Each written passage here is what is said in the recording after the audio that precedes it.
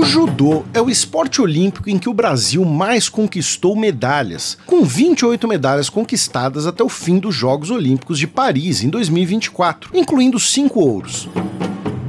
A trajetória dessa arte marcial no Brasil está bastante ligada à imigração japonesa para o país, que é celebrada no dia 18 de junho.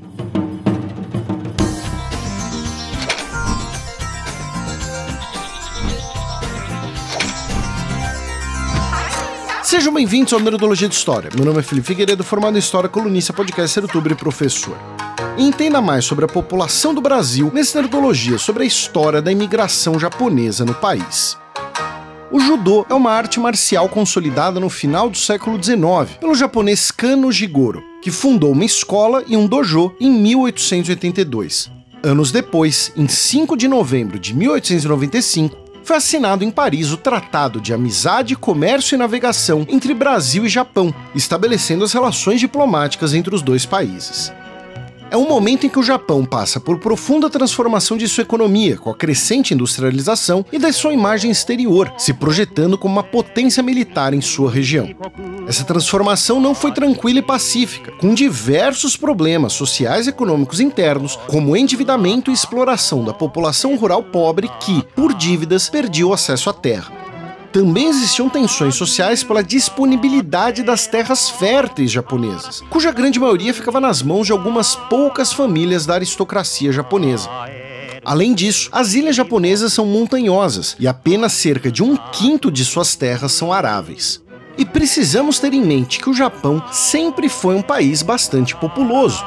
Em 1900, segundo o censo japonês, a população do país era de mais de 44 milhões de pessoas.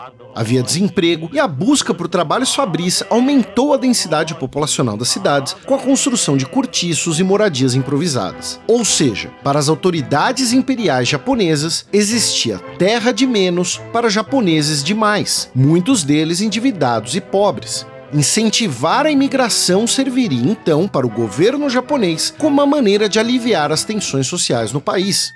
Imigrantes japoneses incentivados pelo governo partem para os Estados Unidos, especialmente para a Califórnia, e, em 1899, 790 pessoas japonesas chegam ao Peru, iniciando a imigração japonesa para a América do Sul.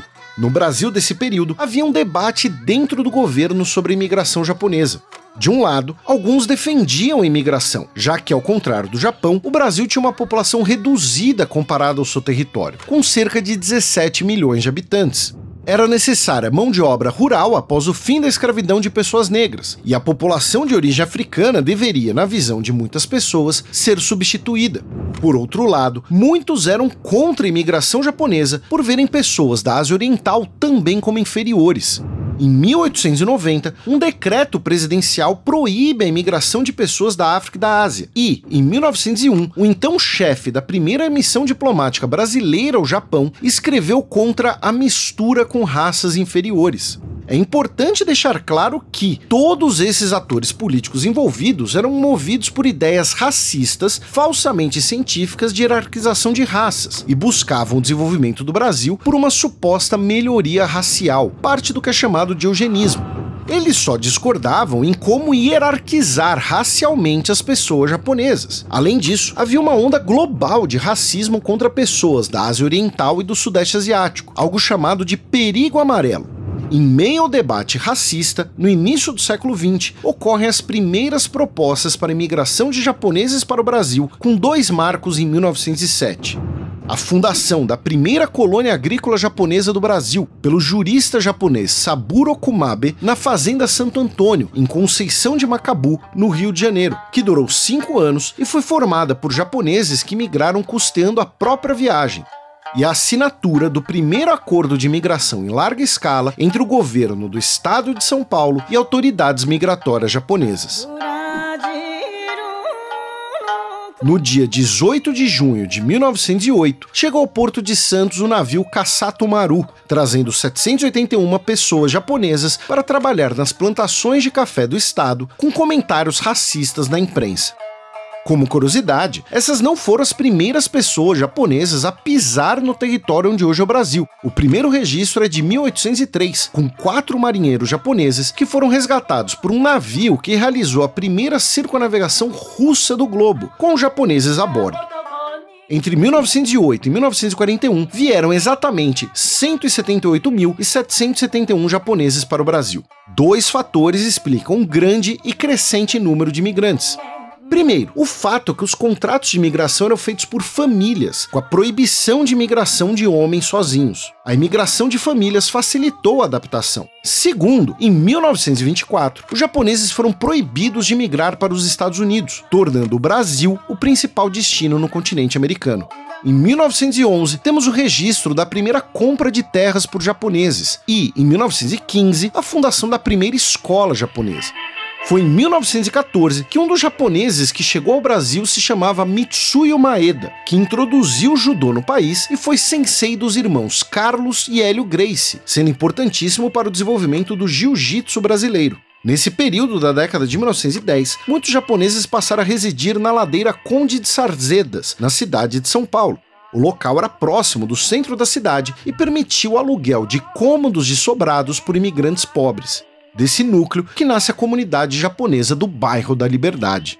Em 1929, temos o estabelecimento da primeira comunidade japonesa no Pará, em Tomé-Açu, introduzindo o plantio da pimenta do reino na região. E, em 2024, a região é uma das maiores produtoras de pimenta do reino do mundo.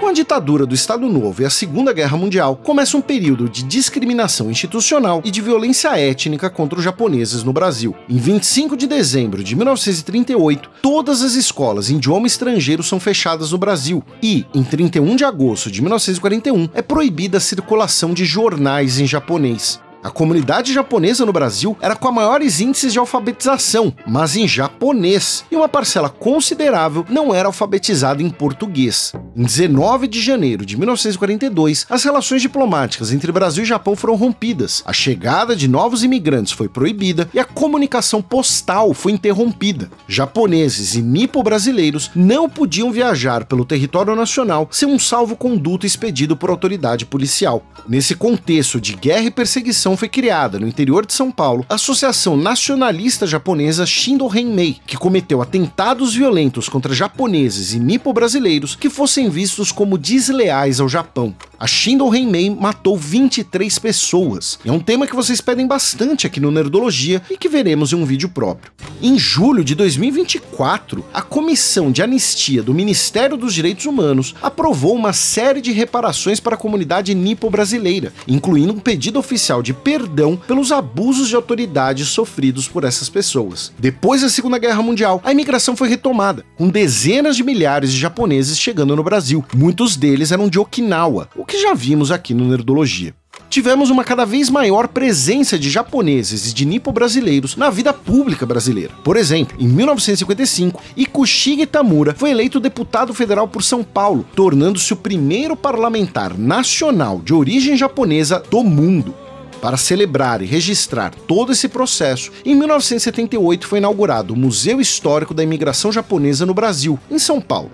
Hoje, o Brasil tem a maior comunidade de origem japonesa do mundo, com cerca de 2 milhões de descendentes, com enorme enriquecimento cultural brasileiro na comida, nos costumes, na moda, nos esportes, em tudo, além de presença destacada de vários nipo-brasileiros em suas atividades profissionais.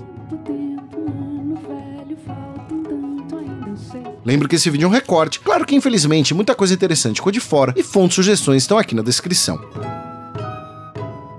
Nos comentários do Nerdologia sobre John Wilkes Booth e o assassinato de Abraham Lincoln, mencionaram que Booth, após assassinar Lincoln, teria gritado no palco "Assim sempre aos tiranos", em latim, frase da peça de Shakespeare sobre Júlio César. Na peça, essa frase é dita por Brutus ao esfaquear César, e Booth interpretou os dois papéis. Importante, entretanto, que isso possivelmente é uma exageração posterior, e o assassino, ao fugir, machucou a perna e simplesmente deixou o teatro o mais rápido possível. Não se esqueçam de curtir e compartilhar o vídeo. Ative as notificações de nosso canal para conhecer mais sobre história e até a próxima.